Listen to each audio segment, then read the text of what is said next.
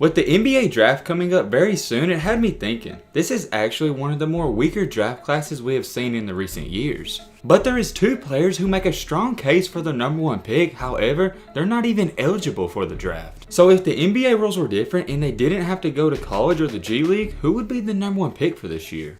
I think we can all agree that if players are good enough in high school, they should be able to go to the NBA right after. I can see and understand why they put that rule in, but times have changed, so we need to change as a community as well. And I think Adam Silver and the NBA in general are feeling this pressure and heat because they are talking about removing this rule very soon. But what if they would have already removed this rule? I think there's two guys in high school that would make a case for the number one pick over guys who are actually eligible for the draft. So with all this being said, let's dive into it. Cade Cunningham and Jalen Green. These are the two guys that many NBA experts have projected to be the number one pick if they were available. One thing that is very interesting is that not everyone sold on Jalen Green would be the number one pick and not everyone sold on Cade Cunningham. It's almost split 50-50 down the middle, so that's why I thought it would be a great idea to make this video. And before we get into it, I just gotta say, I think both of these players are outstanding and they're going to be great NBA players one day. And in this video, we are going to dive deep into the stats and see who really should be the number one pick. So if you're new to the channel or even if you're a subscriber, get ready because this is about to be a very interesting and deep analytical video. So without further ado, let's get into it. We're going to start with Cade Cunningham first. Now one thing I gotta say about this guy is that he is an absolute beast. He's coming in at 6'7" and 215 pounds. And oh yeah,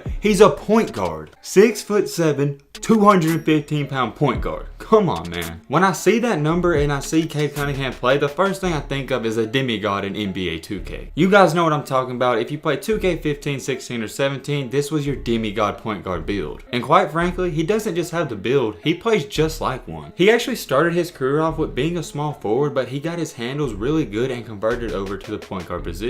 Another reason why he made the switch over to point guard is because he sees the floor very well, probably better than any player I've seen before. There's not too many knocks on this guy, but one thing I am going to criticize is that I think he passes actually too much. I would like to see him be way more aggressive going into the next stages of his career. For his freshman season at his high school, he averaged 15 points per game, 6 rebounds, and roughly 3 assists. As a freshman on varsity, that's really good. He's just an overall great solid point guard. He can rebound, he can pass, and he can score. Cunningham is a guy I would consider a stat stuffer because he's just going to put up crazy stats in every category. His sophomore season was even better than his freshman year too. He averaged 18.8 points per game, 8 rebounds, and over 5 assists. Once again, another very impressive season. But hold on, it gets better. In the summer prior to his junior year, he knew that he was going to dominate at his high school, so he wanted to challenge himself even more. So he wound up transferring to Montverde Academy. Now this is where his stats take a decline, but don't think too much of this because when you're at Montverde, everybody's a beast and everybody's got to score their points. So obviously all of his stats are going to take a decline, but he actually improved his game. For his junior season, I know this don't sound good, but trust me, he had a great year. He only averaged 11.4 points per game,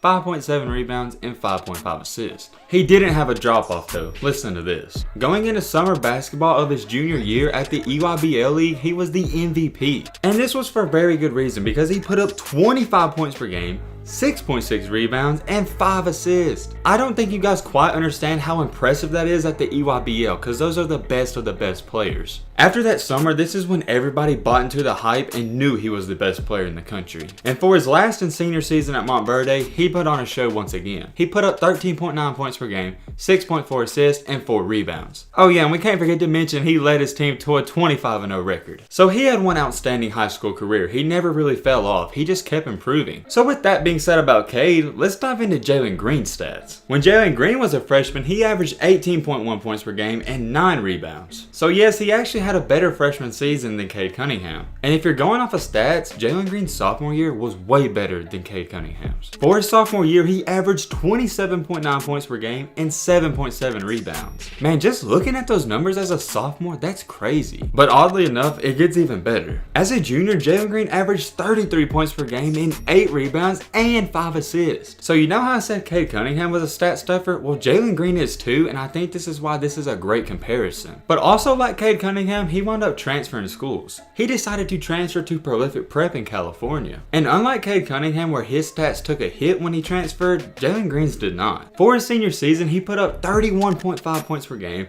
7.5 rebounds, and 5 assists. So he was picking up right where he left off his junior season. He had an outstanding senior year. So if we're going off high school stats, it's obvious, I don't have to say it. Jalen Green had better stats than Cade Cunningham. And like I said, do not buy into the stats, guys, because Cade Cunningham was playing on a stacked high school team. I can almost assure you if he was playing on a public school or any other team, he would average the same stats as Jalen Green. Jalen Green has a pretty solid build just like Cade Cunningham as well. Jalen Green comes in listed at 6'5" and 180 pounds. So yes, his body is on the lighter side because if you're 6'5" and only 180, I wouldn't say you're skinny, but you could put on some more weight. And Jalen Green also comes in as a 5-star recruit himself. So we've went over the basic stats, and right now we can say, and I think it's safe to say, that Jalen Green has the upper hand. But those are just the basic stats. Let's dive even more into it. I've made 2 charts on you guys grading each of these guys' skills based on what ESPN analysts have said. And we're not just grading 4 things like ball handling, shooting, and defense, we're grading almost every category. Since we started out our video with Cade Cunningham, we'll let Jalen Green go first on this one. And oh yeah, before I actually get into these grades, these are accumulated from ESPN recruiters, not me, and I think they're actually right. For our grading system, Jalen comes in at a 95 overall and the number 3 overall pick in the 2021 mock draft. For his athleticism, we have him at a 9. For his size, we have him at an 8. His defense at an 8.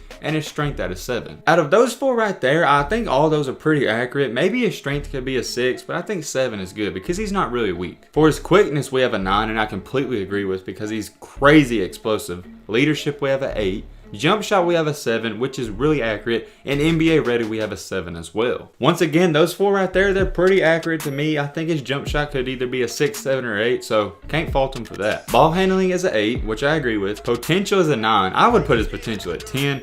Passing is a 7, which is pretty accurate, and his intangibles at an 8, which is good as well. So overall for this list, this is really good for Jalen Green in my opinion. And this is why he comes in at a 95 on our list. Now let's head over to Cade Cunningham. For Cade Cunningham, we actually have him at a 98 overall in his mock position at number 1 for the 2021 draft. Athleticism, we have him at an 8, which is right, so Jalen Green beats him in that. But at size, we have him at a 9, which is really good because I think he should even be a 10. For defense, he is at 8, which Jalen Green is at as well. His strength is at an 8, which is pretty good. I think it should be at either 9 or 10 because this guy is swole. For his quickness, we have him at a 7, which is completely right in my opinion because I do think Jalen Green is way more explosive than him. His leadership is at a 9, which is very good. It should even be at a 10 in my opinion. His jump shot is at a 7 as well, and I don't know, man. It could be either a 6, 7, or 8. I think that's fair. NBA ready, we have him at an 8. Ball handling, we have him at an 8. Potential, we have him at a 9, which is fair. Passing at a 9, in my opinion it should be a 10, and intangibles we have him at an 8. Now of course, Jalen Green beats Cade Cunningham in some of these stats, but Cade Cunningham beats him in some as well. And even if they beat each other in some of these stats, it's literally only 1 off. It's not a huge difference. And if you guys didn't notice, almost all these are actually identical and very close to each other. And the reason for that is because these players are actually very similar. There's not one thing they're really good at. They're actually really good and even great at everything. However, one thing I would like to notice in both of these players is that they could improve their shooting. So with that being said, let's dive into the shooting stats. Now, if you noticed on our charts, both players have a 7 on shooting. All throughout Cade Cunningham's high school career, he kept his 3-point percentage right at 35% roughly. And in the Nike EYBL League, he shot right at 35% from deep as well. And that's really good for a player like him, but he could still improve on his consistency. Because listen to this, at the World Cup playing for the US team,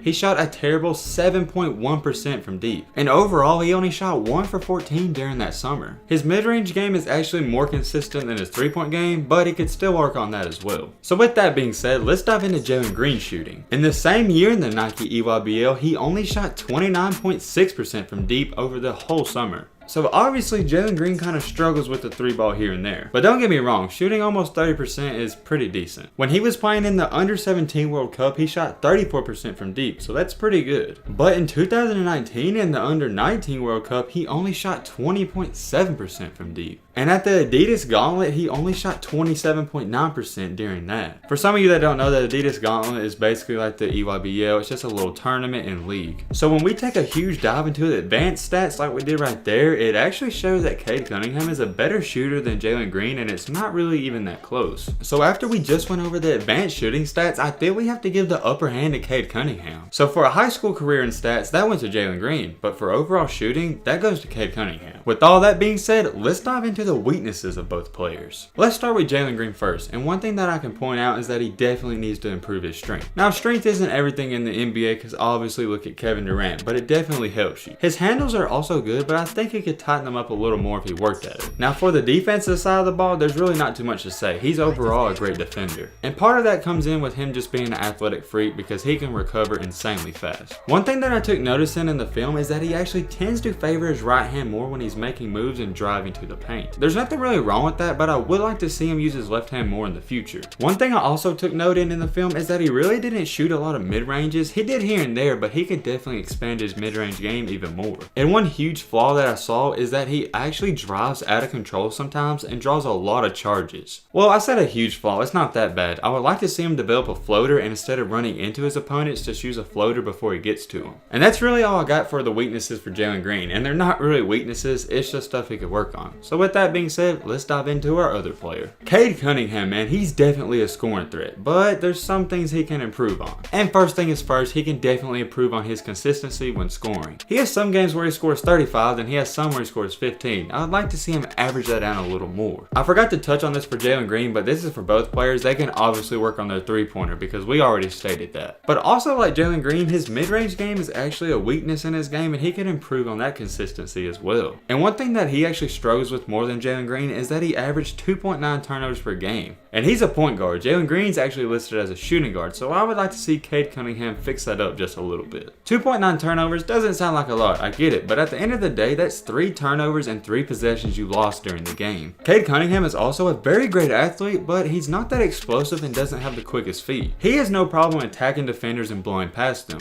But one thing he lacks in is the defensive side of the ball. I definitely think Jalen Green is a way better defensive player than him just because he's more athletic. When I was watching the film and studying both of these guys, I actually saw that Cade Cunningham gets beat off the dribble a lot more than Jalen Green. So he really needs to tighten up his defense on the perimeter guards outside. But even with that being said, overall, he still has a great and solid game. That's just some of the weaknesses. Now with the weaknesses being said for both of these players, let's dive into the strengths. Since we started with Jalen Green for the weaknesses, let's start with Cade Cunningham for the strengths. Well, first things first, he's a 6'7" point guard and he has a 7-foot wingspan. He's a good athlete, not a great athlete, but a good athlete, and he can get to the rim when he wants to. One thing that I absolutely love about Cade Cunningham is he's like an old school slasher, man. He can weave in and out of the defense. He also can create a shot against any defender, and one thing that helps Cade Cunningham more than Jalen Green is that he's always taller than his opponents. Cause think about it, Cade Cunningham's a point guard and he's 6'7", so he can shoot over opponents with ease. Unlike Jalen Green, Cade Cunningham actually uses his left hand a lot more. So this helps him when he's driving because he can use his left hand to finish or his right. Don't get it twisted. I'm not saying Jalen Green can't use his left hand. I'm just saying Cade Cunningham is a little better at it. One thing that Cade Cunningham is better at Jalen Green though, and this is straight up facts, is that he's so good at changing the speed of the game. But also keep in mind he's the point guard, that's his job. But we gotta give credit where credit is due, man. He's so good at knowing when to go fast and when to go slow and when to slow up and speed up the tempo. He's also really good at catch and shoot situations and one dribble pull-ups. Another thing that I absolutely love about Cade Cunningham is that he pushes the ball in transition and he knows when to pass and when to go up with it. He almost always makes a proper read and he's very good at cross-court vision and passing. He's almost kind of like LeBron. He passes too much, but I think he knows when to turn it on and take over games when he needs to. One thing about Cade Cunningham that is actually better than Jalen Green as well is that he can literally guard anybody on the court. With being 6'7" and 215 pounds, he's a complete tank. Overall for Cade Cunningham, he impacts every aspect of the game and can do multiple things great. And almost everything he does it effectively on the court, and that's what stands out a lot. So those are the strengths for Cade Cunningham. Let's get into the strengths for Jalen Green. And just like Cade Cunningham, Jalen Green has a lot of strengths as well. One thing that Jalen Green is way better at than Cade Cunningham is his explosiveness and quick twitch ability. His first step in the open floor is almost none to other. One thing I really picked up on Jalen Green is that he's extremely light on his feet and it's like he's walking on the moon out there. For Cade Cunningham, it just doesn't look as smooth as Jalen Green. Although Jalen Green isn't exactly what I would call a sharpshooter, it doesn't matter because he plays above the rim. He's always attacking the basket and trying to dunk on anybody. He attacks the rim with crazy aggression and finishes with finesse and ease. And one thing that is very impressive with Jalen Green, man, is that he's almost like Michael Jordan. He really floats in the air. He knows how to control his body when he's in the air, and that's very rare. One advantage I will have to give to Jalen Green over Cade Cunningham is that he can draw fouls way better than him. In high school, he was shooting 8.7 free throws per game. game. That's insane. That's literally 9 free shots every game. It really goes without being said for this though. He has a great scoring ability and an even greater mentality. His first step in jab step is really quick and really effective. Cade Cunningham probably has a better one dribble pull up, but Jalen Green has a better step back jumper. I wouldn't necessarily say that's his signature move, but in all the clips I was watching, that's one of his go-to moves. Although Cade can guard almost any position on the court, I think Jalen Green is very underrated as a lockdown defender on the perimeter. I haven't seen a player that Jalen Green cannot guard on the outside. And one thing that really helps him with that is that he has extremely quick reflexes and can recover when he gets beat off the dribble. Cade Cunningham isn't as quick, so he really can't do that. Overall for Jalen Green, kind of like Cade Cunningham, he just has a great overall smooth game. I would say Cade Cunningham has more of a gritty type of play style and Jalen Green has that smooth type of play style. Jalen Green relies more on athletic ability where Cade Cunningham is more like the Mr. Fundamentals type of guy like LeBron James. But all in all and overall for both players, they have way more strengths than weaknesses. And their weaknesses aren't really weaknesses, it's just stuff they can work on in the future. So with all that being said, if they were eligible, who would be the #1 pick? Before we get into that, let's go over everything we went over and who checks off more boxes. First off, we covered the high school stats, and I know Cade Cunningham played at Montverde, but we gotta give high school stats to Jalen Green because it wasn't even close. Next up, we got 3-point shooting and shooting in general. We gotta give that to Cade Cunningham because he beat Jalen Green by far in 3-point shooting. So right now we're sitting at 1-1. Next up, we have our NBA ESPN rating chart. Jalen Green came in at a 95 overall, but Cade Cunningham came in at a 98. And on our NBA chart, Cade Cunningham won 5 out of the 12 categories.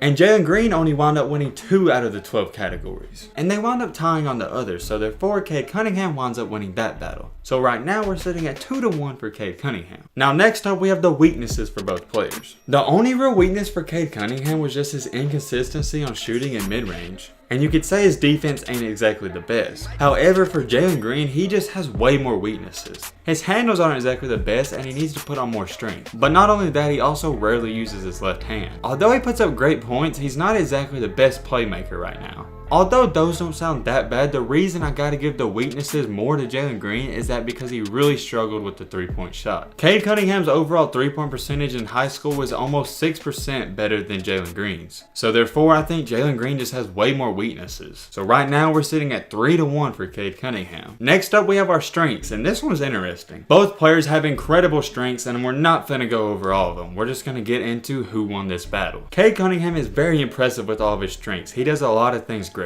But overall, I just have to give this to Jalen Green because he has a ton of stuff he's really great at. So with that being said, we gotta give strengths to Jalen Green, and we're sitting right now at 3-2 for Cade Cunningham. And man, I mean this when I say it, it's very close. But one thing that actually I think separates these players is that Cade Cunningham is 6'7" and 215 pounds. Do not get me wrong though, Jalen Green does not have a terrible body build, but he's only 6'5", 180. And like I stated earlier, 180 isn't skinny, but it's not exactly bulky or a nice build. So with all of this being said and all the advanced stats we dived into, I think the #1 overall pick would definitely be Cade Cunningham. I just think he's a rare talent and he's more of an NBA type of build and prospect. And oh yeah, I don't know if you guys saw my other video, but he's actually rated the highest point guard prospect of all time. Like not just for the year, but all time, over John Wall, Brandon Jennings, OJ Mayo, all those players. So if you haven't seen that video, go check that one out, but yeah, that's crazy. This may be a little controversial, and I do think Jalen Green was a better quote-unquote high school player, but as a lot of times we see, high school players aren't exactly the best NBA players. They're good at putting up crazy stats, but that doesn't necessarily translate over to the NBA. Even though I think Cade Cunningham would definitely be the right choice at the #1 overall pick if these players were eligible, do not get it twisted. This was a very close and intense battle. This is probably going to be the longest video I've ever posted on my channel, but I actually really enjoyed it because we dive deep into the stats. And this is really the first theory or conspiracy theory type of video I've done on my channel, so if you like this video, leave a like for more. It kind of lets me know that you guys actually like the type of video I'm doing and if I should post more like this or not do this video idea ever again. Now with everything we've stated in this video, I just need to say this. I think both of these players are rare talents and just great at what they do. Whatever these players decide to do with their basketball careers, I can guarantee one thing, they're going to be successful and they're going to be great at it. So I'm wishing Jalen Green and Cade Cunningham the best of luck, and I can't wait to keep up and see what these guys do at the next level. The NBA took out the rule where you could go straight from high school to the NBA,